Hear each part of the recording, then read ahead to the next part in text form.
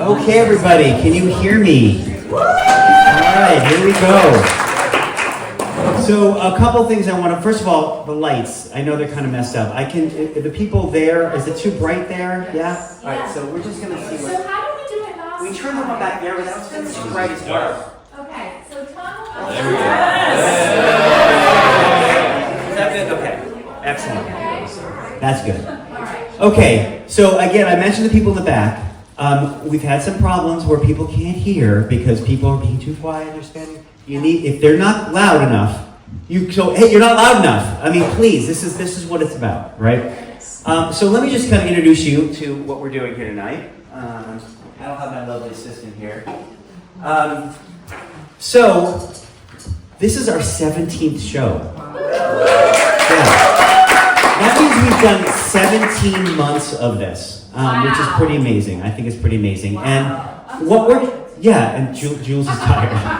And what we're trying to do here is we're trying to build a community, right? We want people to come here and hear stories from people that are just like you.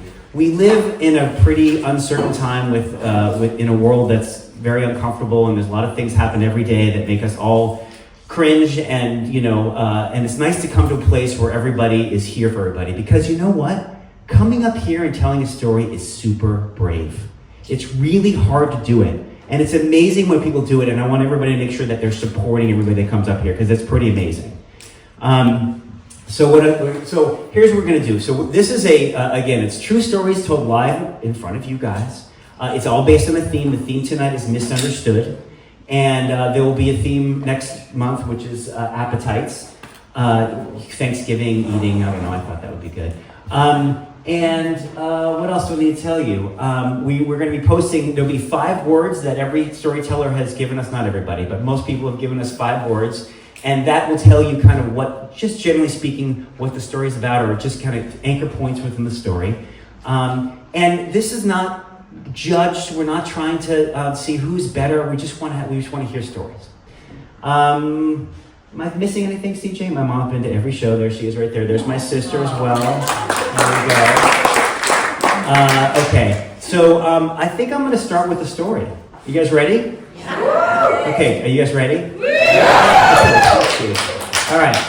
So let me get my thing. Again, I don't have an assistant here today. My daughter went off to college. So there we go. So yes, she is a freshman at UCLA in acting. Very proud of her. And I have a grad student and a sophomore. So we've done it all. Okay. So they say that every snowflake, no snowflake is alike, which generally is true, except when it isn't. It was 1986-ish, and I was dating this girl. And I have to say, I don't remember much about her. She was cute, she had nice skin, and she was female, which at the time was sort of like the entire list. I do remember, we didn't have like deep conversations. I don't remember deep conversations about philosophies of life and, deep things. It was really just basic stuff. And I do remember she had sort of reddish blonde hair, and she had these very smooth, beautiful, unpierced earlobes. And for some reason at the time, that was really sexy. Again, super shallow, forgive me. So around the same time, I'm walking through campus. And again, I went to University of Michigan. I'm walking down the campus, and this giant guy comes up to me and puts me in a headlock. And I'm freaking out because I don't know who this guy is. And I'm fight or flight kicks in, and I'm freaking out trying to get off. And he starts giving me a head noogie, and he turns me around. He has these giant paws on my shoulders, and he looks at me and goes, Jim, what's up, Jim? How you doing, Jimmy boy, Jim? And I'm like, I'm not Jim. He's like, come on, Jimmy, Jim, don't give me that. Oh my gosh, what's going on, Jim? And I'm looking at him, and I'm like, I am not Jim. And he's looking at me and saying, you are Jim. And I'm like, I'm not Jim, I swear to God. And he's looking at me, and he has this look like he's staring at me. Come on in. He's staring at me, and he's looking at me, and he does one of these sort of like "You're not Jim." I'm like, "I know." And so I'm kind of like, he finally releases me and I sort of start stepping away from him and I just walk away and I'm flabbergasted and just completely kind of shaken by this whole experience. So whatever, figure, okay, that's a one-time thing. And then a couple days later, someone else comes up to me, they slap me on the back, "Hey Jimmy, what's up, Jim Spicer, Spicy Boy, what's happening?" I'm like, I'm not Jim. And again, that sort of look, that sort of realization as it's staring at me and going, You're not Jim? I'm like, "No." They're like, "You're not?" I'm like, "No." And again, I walk away. And this happens like 2 or 3 more times over the course of the next few months. And it's the weird experience. And when people say that you look like someone, maybe there's like a feature or something that's similar, but for me, most of the time, I don't think I look like the people. Some people said I look like Richard Benjamin. I don't know, some people might know who he is. He was in Westworld. And then some people say I look like Jeff Probst from Survivor. And it's like, okay, maybe there's some features, but I don't look like the guy. But what's interesting is months and months later, I'm at Charlie's, which is in Ann Arbor, Michigan, at the bar, and I'm having a beer. And some guy behind me says, "Oh, I'm Jim Spicer." And I turn around, and it's like looking in the mirror. This guy looked just like me. He was a doppelganger. I mean, except for the nose, like I have a curved nose, he had a straight nose, but other than that, like the same. He looked just like me. Now, this was pre-cell phones, pre-cameras. I wish I had a picture. I don't have a picture of him. In fact, I went back to the Michigan yearbooks and tried to find him, and I could not find him. But it would have been cool because, whatever, but I have no evidence. But true, he looked like me. So cut back to the girl. So I tell her about this experience, and I say, "Hey, it's the weirdest thing. People keep coming up to me and saying that I look like this guy, Jim." And she said, "Jim who?" And I'm thinking to myself, okay, there's 40,000 Michigan undergrads, and then when at football games, there's 100,000 people there. Like, there's no way. And she says, I say, "Jim Spicer." She goes, "Oh, I used to date Jim Spicer."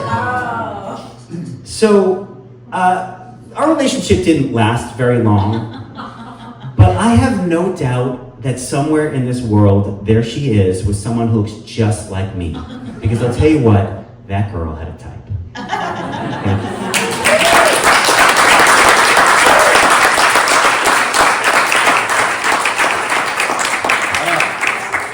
Who is next? I don't remember. We're gonna have to look.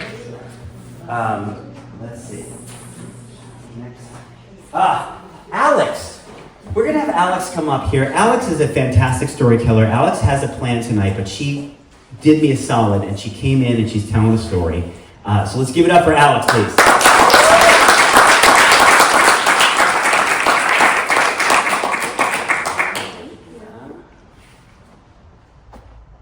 One more time for Alex.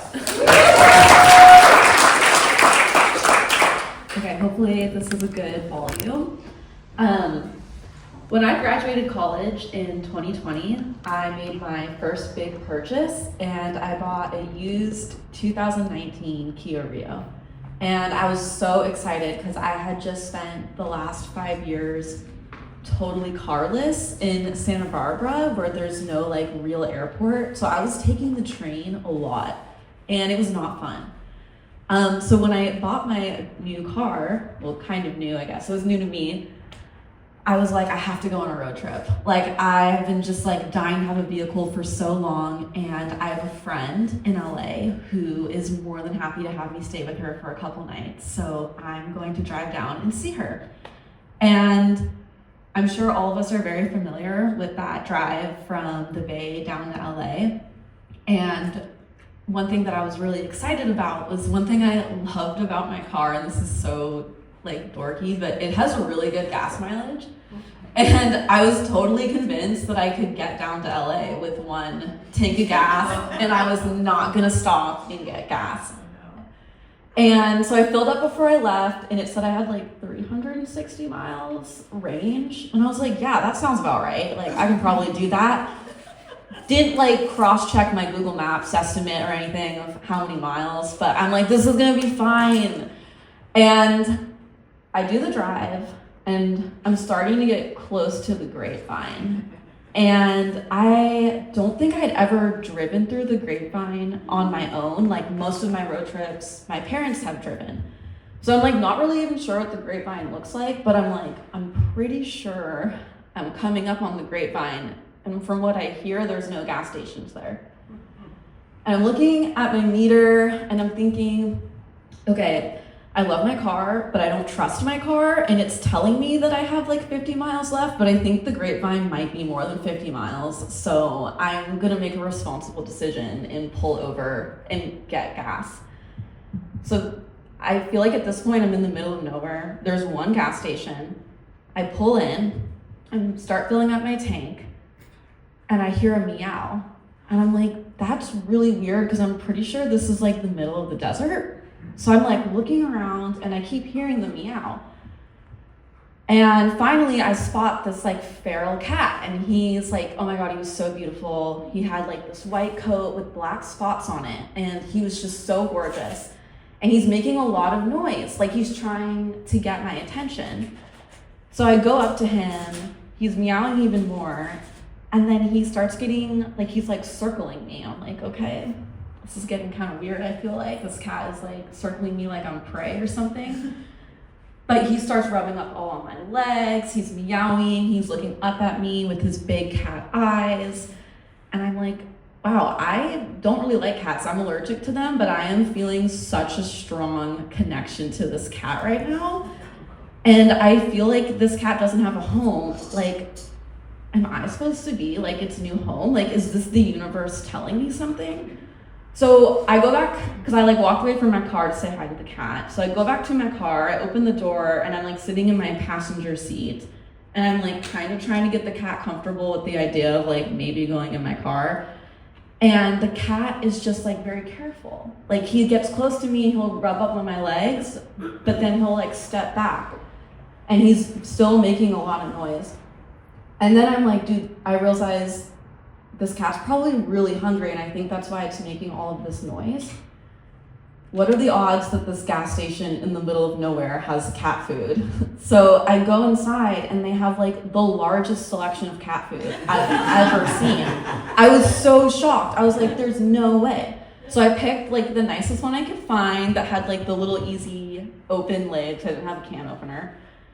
And I buy the cat food, I go outside, and I open it, and the cat has moved from being outside of my car to next to the gas station, like convenience store building. He's meowing so loud, and I'm like trying to get it to come to me. And he's like meowing back at me as if to say like, no, you come over here, like I'm in charge, and I want you to come to this spot.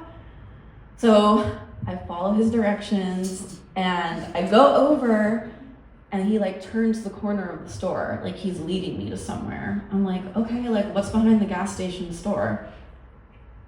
And I turn the corner, and it is a sea of empty cat tins. And all, like every one of those cat tins, I feel like is a shared experience I have with a random person that got hustled by this cat. And I totally misunderstood the connection that I thought I was having with this animal. And I'm like, dude, the gas station is in on this. Like, that's why they sell the cat food. This is definitely their cat, and they're just getting people to buy it food for them and like profiting off of it. So yeah, the cat did not come home with me. But the lesson in that was, if you ever make what seems like a really sweet connection with an animal or even a person, it might be too good to be true, and you might be getting hustled. So yeah.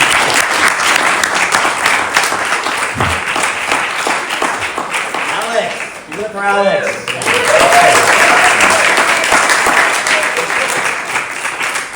So I asked everybody to write a few things when they were misunderstood. I like this one.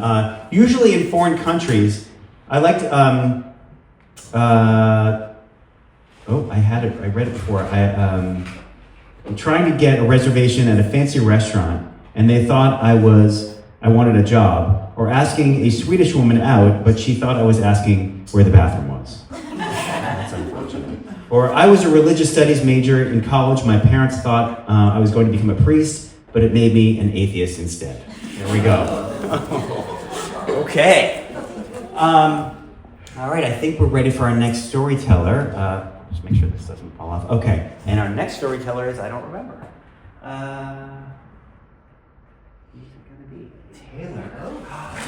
Let's give it up for Taylor. All right, everybody, this is Taylor. Right there. Take it away, Taylor. Hello, you guys. How's the volume? Good. Ooh, I love the thumbs up. So I want to talk about influences tonight. And you know those moments when someone comes up to you and they go, remember that time, and you don't, where you said that thing or you did that? Right. Yeah, this is not going to be one of them. But what fascinates me about that is that it tells us that we stumble around in life affecting each other. Grabbing one thing from one person and one thing from another person and another thing from another person to build this experience of a life. So in my case, I'm going to take you back to 6th grade in Wisconsin. It's the winter. I'm home from school. Both my parents work, so I'm home alone, and the phone rings. And it's Jim Mann, M-A-N-N, Jim Mann. And he's dark hair, got a chubby face, kind of looks like Chachi on Happy Days. He's cute. And he says, hi, this is Jim Mann. Will you go with me? And I say yes. And then we hang up the phone, and then I get on the bus and I go to Westtown Mall and I buy him a single gold chain.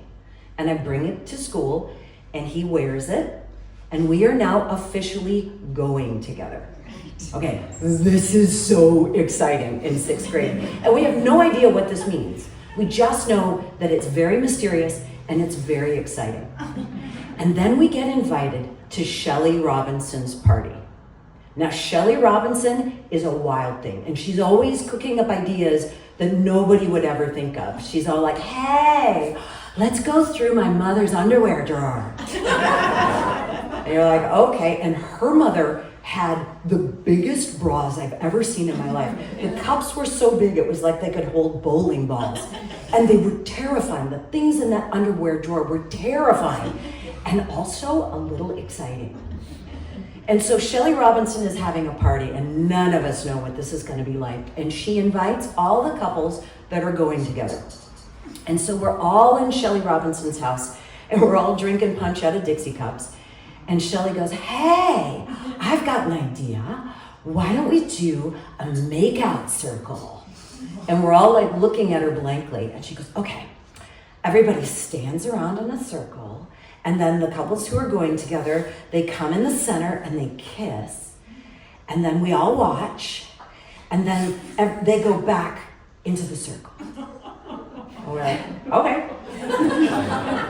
So we all get in a circle. And Eric and Tina waddle out into the center and smack, they kiss and they go back. And then Ursula and Greg waddle out to the center and smack, they kiss and they go back. And then Brian and Maria do the same thing. And I'm looking at this thing and I'm going, this is boring. Like, this is not like TV. Like, I want to kiss. I want to like a TV kiss. And you need to know that I was one of the original latchkey kids. So I watched 70s TV, 70s sitcoms, 3 hours a day, 5 days a week, all by myself since kindergarten. My brain is a sitcom brain. And the shows I liked the best were things like Bewitched, because do you remember that tinkle, tinkle, tink? Yeah. Because if there was something you didn't like, all you had to do was tinkle, tinkle, tink, and then you get another scene. So if your neighbor was in your living room chewing you out, you'd go tinkle, tinkle, tink, and then your neighbor's a goat and they're in their front yard and they're eating grass. Like, this was awesome. And this is how my brain works. So I'm looking at this scene and I'm like, this needs something. And then I get this just amazing idea. I'm like, oh, I know what I'm gonna do. Okay, so Jim Mann and I are gonna go out there, we're gonna do our little smack thing. Then I'm gonna put my hands on my hips, I'm gonna throw my head back, and I'm gonna go, is that all I get? And then everybody's gonna laugh, like a good laugh track. And then Jim's gonna swoop his arm around me and go, and give me a big old kiss. It's gonna be great. We're just gonna set the bar for everybody else. So now it's time, and we come out to the center, and smack, we do our little kiss, and I put my hands on my hips, and I throw my head back, and I go, is that all I get? And everybody is horrified. You can see it on their faces. They're like, oh my God, what did you say? Why'd you say that? Oh, you're so weird. And Jim is looking at me and he's like, what? I'm like, it's funny in my head. So fast forward, it is now my 20th high school reunion. And I'm like, do I go, do I not go? I did dumb things in high school. And I'm thinking, you know what, Taylor, nobody is paying attention to you. Nobody is tracking your life. They're all, I mean, it was high school. They're all thinking about themselves. Just go and see who's bald and who's not.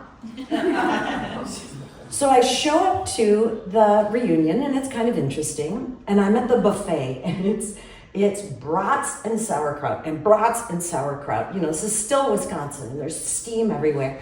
And I look next to me, and I look at the name tag, and it says Jim Mann, M-A-N-N, Jim Mann. And I'm like, oh, Jim, hi, I'm Taylor. You may not remember me. We went to middle school together. And he goes, oh, yeah, I remember you. He's like, this is my wife, Cheryl. Cheryl, this is the girl I told you about. The one who killed my confidence, and I didn't kiss a girl until college.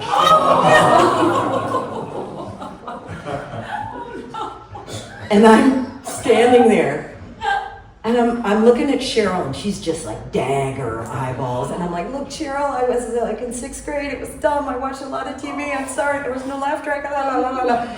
They are not having any of it. I said some stupid outburst in 6th grade, and I ruined Jim Mann's life. Now, why do I tell you this intensely depressive story? Because I believe everyone in this room has at some point played every part in my story. Now, here's a question for you, and I want you to either nod or smile if this is true for you. Nod or smile at me if somebody has said something to you in either middle school or high school that you are still carrying around and gives you cause to doubt yourself. Right? Okay, I got a hand raised there. Okay, so let's do something about that. Let's borrow from 70s sitcom wisdom. And what I'd like to do is tinkle, tinkle, tink. That last little scene with Jim Mann. You want to see me do it? Yeah. Yes. Do you? Okay. Okay, so tinkle, tinkle, tink. We're at the buffet, brats and sauerkraut. Jim Mann, he's got the name. Oh, hey, I remember you. This is Cheryl. And then he turns to Cheryl and he says, Cheryl, this is the girl that I was telling you about. The one that said something random at a 6th grade makeout party and showed me that even in 6th grade, you don't have to do what everybody else does. She's the reason I'm a fearless badass today. Yeah. A little bit better, right? Yeah, too bad Jim Mann doesn't watch TV.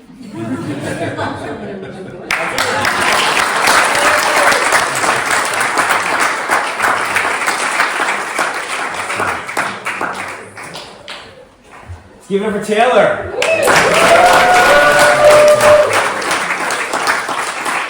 I remember in middle school, I dated a girl named Allie Ehrlich. Allie Ehrlich and I were the shortest kids in the class, so that everybody thought we should go together, and we were convinced by them. And in the day back in the day, it was like we were going out. We didn't even know. Thanks for doing this. One more time for Alex.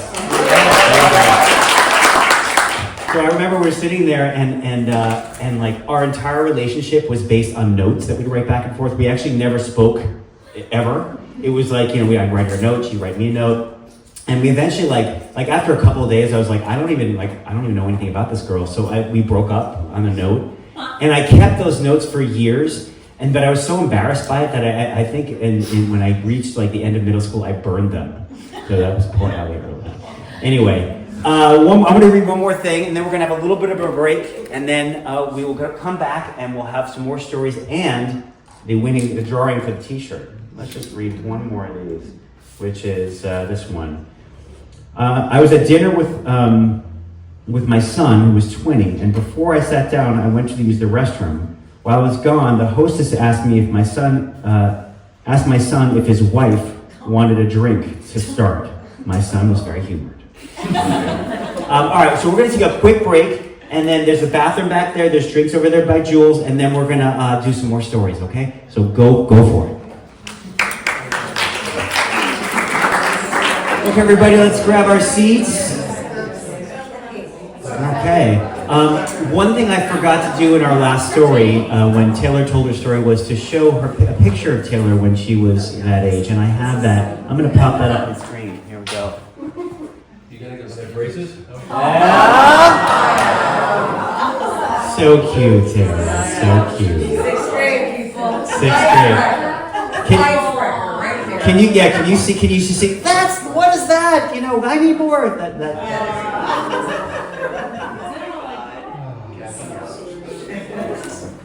So I'm just gonna, we're gonna do the drawing for the shirt, but before that, I do like this one. It just came up here. I was looking for a movie with a friend from France. They said they liked champagne at the movies, and I thought that was odd. It took quite a while before I understood that they were saying champagne.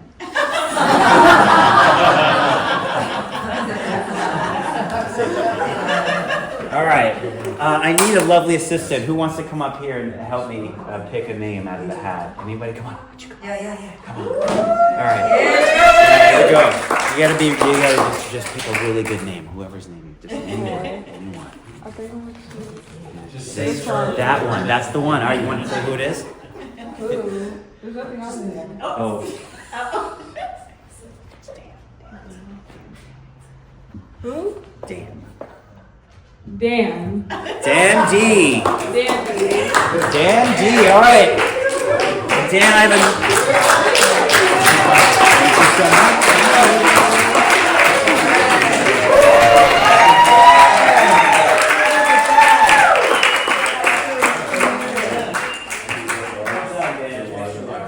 Extra large and medium. So I'm guessing you're good. All right. Cool. Thank you, everybody. Thanks for putting your names in the hat. And if you haven't given me your emails, if you want to be part of the mailing list, please do that before you leave here tonight. So our next storyteller is going to be, I don't remember who it is. It's on here. We're going to pop it up. Let's see. Okay, it's Paula. It's Paula, everybody. Let's just appreciate that Paula sticker that we're coming. Thank you so much, Paula. Here, put that on you. I'm so glad I'm not the only one who can't remember anything. I don't remember. That's so good. It's so refreshing. It's so comforting. Paula, everybody. I used to drink a lot, and I used to get myself into a lot of pickles while drunk, and I was the life of the party. I was the last one to leave a party. But almost 15 years ago, I quit drinking, and what I have found is that I still so badly want to connect with people, but I am so uncomfortable in social situations. Like, this is great, but like having to sit and talk to people and make small talk, it's so hard for me. So I tend I would enter a situation like a golden retriever. You know, I'd come in and I'd try to be friendly with someone, but it almost looked like I was having like a seizure. You know, I would be like Elaine Bennis in Seinfeld trying to dance, and it was just always misreading things. I had this job once, and I worked with this really beautiful Black woman named Regina, and I really thought we were building a friendship. And Regina had just come back from the barber, and she had cut the sides on her head, and she had this really cool like Afro mohawk. And as I'm reaching in going, "Hey, can I touch your hair?" She's like, "Whoa, man, you don't ever touch a Black girl's hair." And I mean, I knew that deep down, like you just never touch a Black woman's hair, but there was something inside me that was like, again, missing a cue or just going into like an anxiety blackout. my daughter was dating this really cute boy, and it was 4th of July in Tahoe, and I decided I'm gonna be the cool mom. You know, I might not be drinking, but I know how to have a good time. So I have a whole bag of fireworks, and we're standing on the pier in Homewood, and I'm starting to pull these fireworks out of the bag, and I start to notice that there's people moving away from me, like moms getting their kids and collecting their little wine tumblers and their blankets, and you know, about to light the fuse, and I see a guy running towards me, screaming. It was almost like a Die Hard movie. It was slow motion. He was like, no! And he gets in front of me and he just goes, you fucking idiot, what are you doing? And again, like I kind of come to, you know, when I focus on something, I really focus on, I focus on it, and I'm not paying attention to all of the signs or the things around me. And he goes, you idiot, can't you read? And I look next to me, and not only am I standing next to a giant gas tank that's used to fill up the boats, there are signs everywhere, no smoking and no fireworks. I look up and my family's just hightailing it out of here. I mean, they're not afraid of me blowing up the dock. They're just mortified of my behavior. My cousin was getting married, and I grew up in St. Louis, or my family's from St. Louis, Missouri, and it's pretty conservative. I mean, I'm not conservative, but very conservative, very Catholic, and it's going to be the first gay wedding of the family. And thank God my grandmother was dead. I mean, I love my grandmother, and she was a loving grandmother, and she loved her grandkids, but I think this would have been too much for her. But I got a lot of her things when she died, a lot of her dresses and things. So I decided that I'm gonna kind of show up as my grandmother for this wedding and really support my cousin, whose name is Andrew, who is marrying Andrew. We're sitting at the table, dinner's about to start, and across the room, I see the table of the bridesmaids. And one of the bridesmaids caught my eye earlier during the ceremony. She was so beautiful. She had this long, luxurious hair, looked so healthy, and this beautiful skin. And it looked like she might have been 7 or 8 months pregnant. So I decided, I was pregnant. I have a lot of wisdom I could probably offer this woman. It's like I'm a walking version of what to expect when you're expecting. So I fix my jaunty hat and my dress, and I march across the room, and I get to this table, and I crouch down, and I look at her, and I say, when is your baby due? No. The woman sitting next to her, another bridesmaid, is looking at me going, but I double down. I mean, it took me a while in my Spanx to like crouch down that low, so I've already committed. So I poke her belly 3 times and say, no, really, when is the baby due? And she looks at me with such kindness, but also pity, and says, oh, sweetheart, I'm not pregnant. And then I noticed a little smirk on her face, which I took to be like, yo, bitch, I can't wait to see you dig yourself out of this humiliation hole. So I stand up, I straighten my dress, and for some reason I pat her on the head. And I mumble something about, I'm sorry. And I skulk back to the table, but as I'm walking back, all eyes are on me. Clearly everybody knew something was going on. When they saw me march across the room, they thought, oh my God, Paula's doing something really inappropriate. And I get back to the table, and my sister's like, what the fuck did you say to her? And my cousin across from her says, you didn't comment on her dress, did you? And I said, why? And she said, well, she was very self-conscious about wearing this type of dress because she said it made her look pregnant. Oh my God, I want to die. I mean, these are the types of things that continually happen to me today. In fact, this morning, my daughter, who lives with me, who's 30 years old, had a gentleman call her last night, and I woke up this morning and I go, hey, how was your night?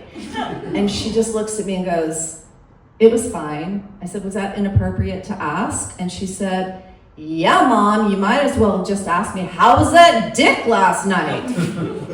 So I realized, like, I might not be drunk, but I continue to misread, misunderstand, and oftentimes misfire.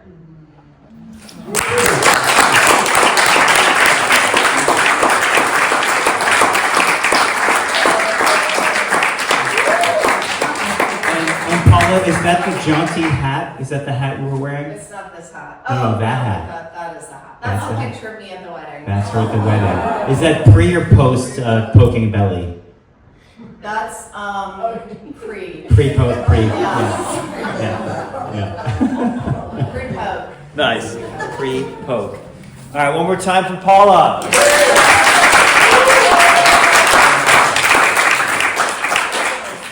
This one is very sweet.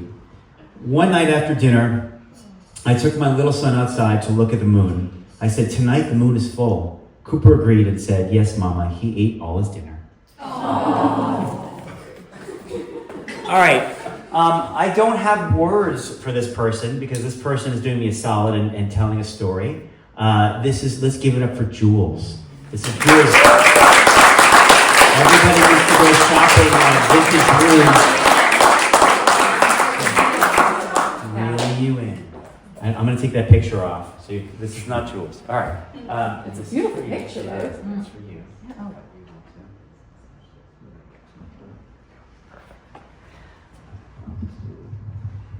Okay. Take it away, Jules. The last storyteller, I can relate. I often feel like I'm misreading the room or the situation or whatever.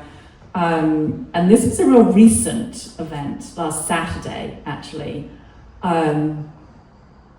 So I do sewing classes in the store here. And I have these two women that come once a week, standing class they have, and it's fabulous. And we sew for 3 hours at a time, and I adore them. And they're these two women from the city who will not mind me telling the story. And they're young, and they're beautiful, and they're smart, and they've got young kids, and they come over, and to them it's like pure escapism for their trip, because they're embroiled with work and kids and husbands and running around and stuff, and they get to escape once a week and come do a class here.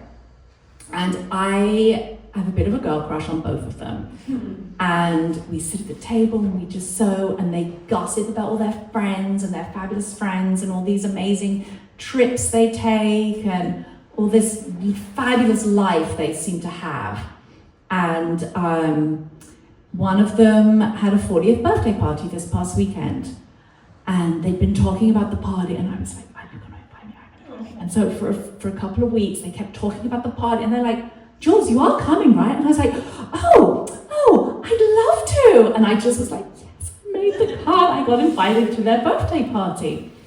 And she sent me an invite, and I checked out, and it's a dress-up party, and it's at this fabulous house in Pack Heights in the city, and it's like a real grown-up party, and it's in this fabulous 3-story house in Pack Heights owned by their friends. And on the invite, the dress code or theme or whatever is leather and lace. And one of the women is the girl, she's a big fan of Stevie Nicks. And for several weeks, they're talking about their outfits, leather and lace and leather. We're looking at photos, we're preparing costumes and everything.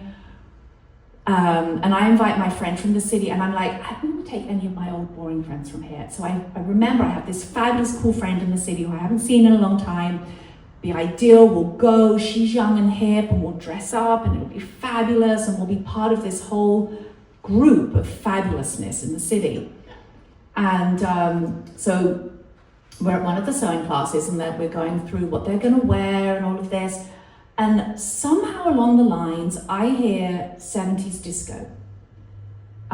It's still leather and lace, but somewhere in my head, I've now got the theme 70s disco.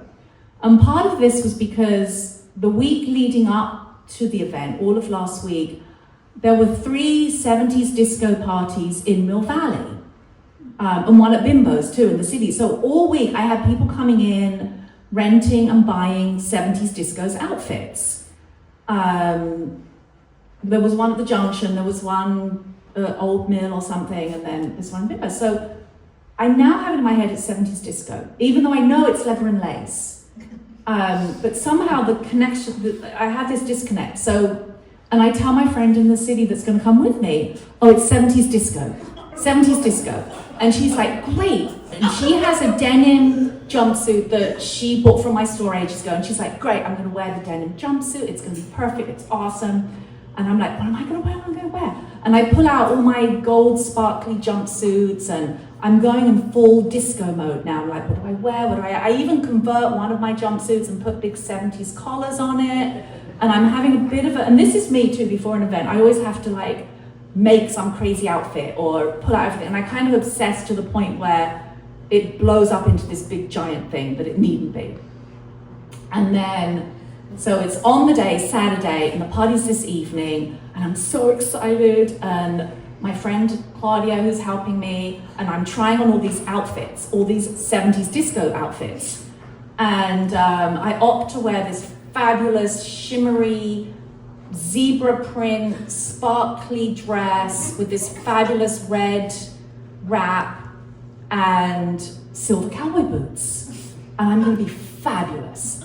And so I rush home after the party and I am getting ready and I'm putting on like sparkly, and I don't wear makeup hardly ever, and I'm putting on, even my son is like, looking at me as I'm leaving the house, and I curled my hair. I had my hair in this roller thing all day, so I have these beautiful Farrah Fawcett curls, and I do my eye makeup, and I just feel fabulous. I'm gonna be such a hit at this party. And I drive, and I meet my friend, and I pick up some tequila on the way because it's bring a bottle, so I bring this tequila, and we stop for a glass of wine. We've got about 40 minutes before the party starts at 8, but we can't arrive at 8. We've got to arrive a little bit after 8, so we've got some time to kill. We sit and have a glass of wine.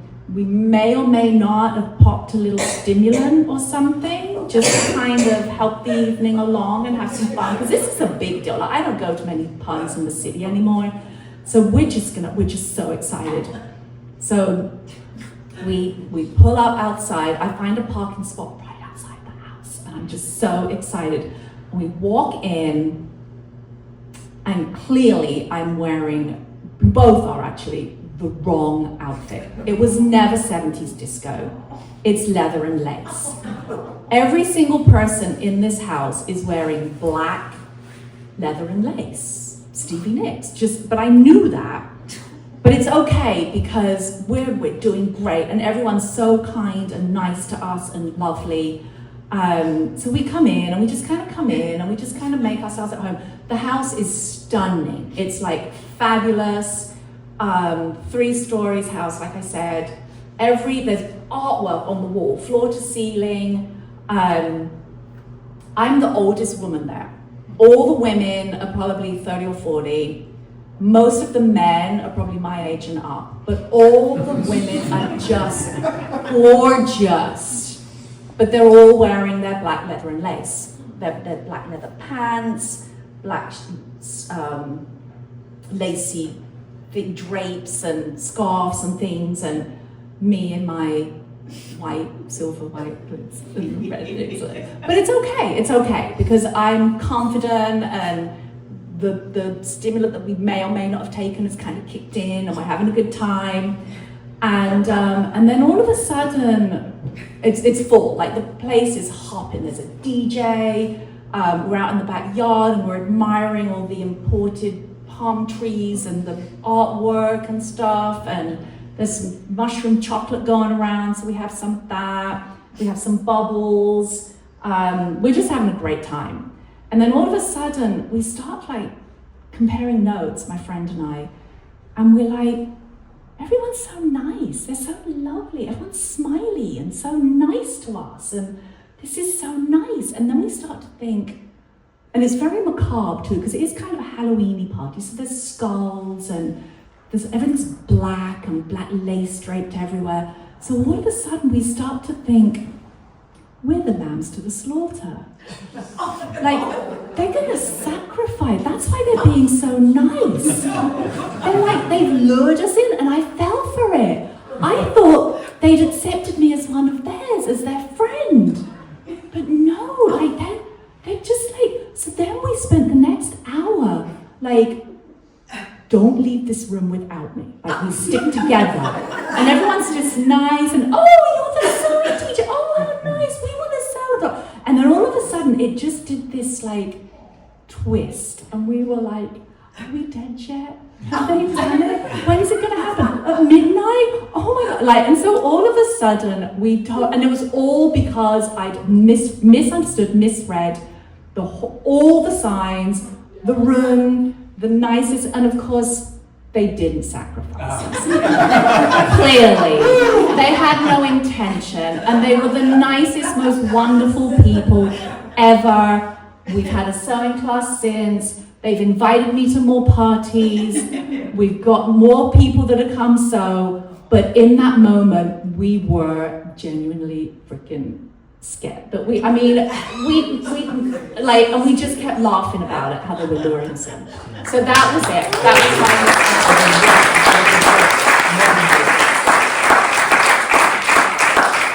Let's give it up for Julie, but thank goodness that she's not been sacrificed.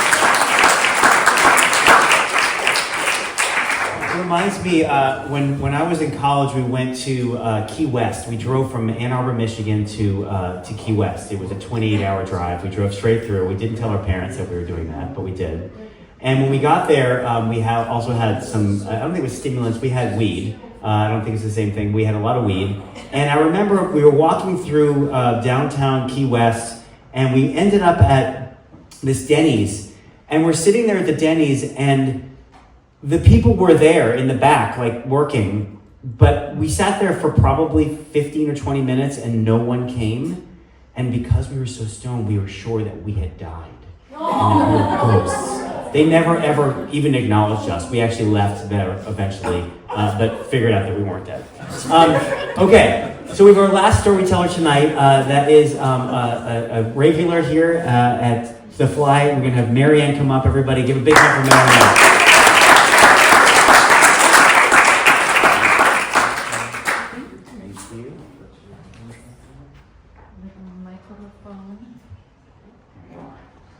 That's going to be good because I want to remember my story. Here we go. Yeah, okay. Make it go up a little bit. There. Can you hear me okay? Yes. So, a few years ago, I graduated from college. Maybe decades. And I had a diploma that I was very proud of. And for some reason, I was under the impression that I would get a job after college with this diploma. The first job I finally landed was scooping ice cream at Haagen-Dazs. Yeah. And after my back went out, I decided to get a different job, and I was waitressing for a while at Brew's Irish Pub. And then I also got a gig at a travel agency, and they were training me by making coffee for the boss. I said, okay, this is not working. So I decided to get dressed up real nice and go to a temp agency, because in those days in New York, they were the bomb. And I figured maybe I could land a better job rather than those want ads in the newspaper. So I go in, I get a little mini interview, and the thing they seemed to care about the most was how fast I could type perfect words. 48 words per minute or more was the goal. Well, I never took a typing class in college. These days it would be called keyboarding. But I went home and I had this old-fashioned typewriter, and I practiced and I practiced, and I got up pretty fast. I got up pretty far, and I was really excited, and I went in to take the test, and I got 45 words. I just couldn't get higher than 45 words. And they kind of looked at me like, okay, well, here's a job at an ad agency. You can be the receptionist. So, whoa, I got this job as a receptionist, and I was kind of embarrassed that, I was downgraded from a typist to a receptionist because I had a polite sounding voice. Yay. Nothing that my degree got me. And so things were tight. I barely made, I think, $15,000 a year. So it was a lot of peanut butter and jelly sandwiches for lunch and things. And this was the middle of winter, and I suddenly had chapped lips, and my chapstick had run out. I had this empty tube, and I really needed some. So during my brief lunch hour of 30 minutes, I took the elevator down to Fifth Avenue and walked along Fifth Avenue, admiring the people in their beautiful suits and leather shoes, and okay, someday I'll have enough money. And I went into a general store to find a chapstick or a lip balm. And I went over to the makeup section, and they had such a display. It was wonderful. And I was looking, but they didn't have my brand. So I reached in my pocket and I took out mine to see what ingredients were in it, to see if I could compare from the other products.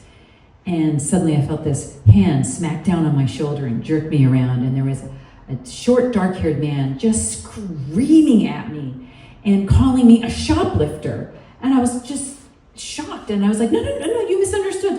Look, here. I was trying to get the ingredient, and he didn't care. He just grabbed my wrist and pulled me out of this store, dragged me through the whole thing, out the front door, and said, "Don't you ever step foot in this store again, or I'll call the police." And I'm like, and he had no interest in hearing my side. And I stood out there watching people I worked with walk by, and I'm shaking and totally red and full of shame and anger and crying. And for the next 2 years, I couldn't even walk by that store. I would go across the street, walk on the other side of Fifth Avenue, and then come back and then go to work.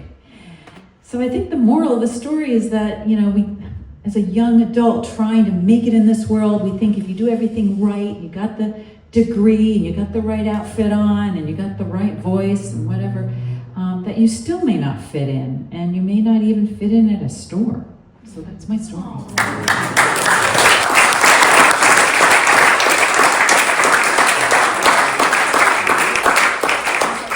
Marianne, everybody.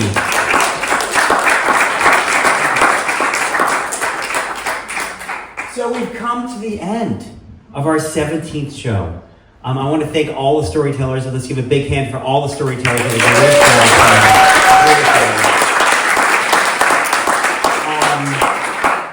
I don't know what I want to tell you. We're doing this again, November 21st. Please tell your friends. We always like to have more new storytellers. I know there's some people here tonight that were kind of interested. Let's do that. We'd love to have more people, if people from the city, people from Marin, please have them come. And I want to thank everybody. This is The Fly. I'm Gary Rudman. Thanks, everybody. Good night.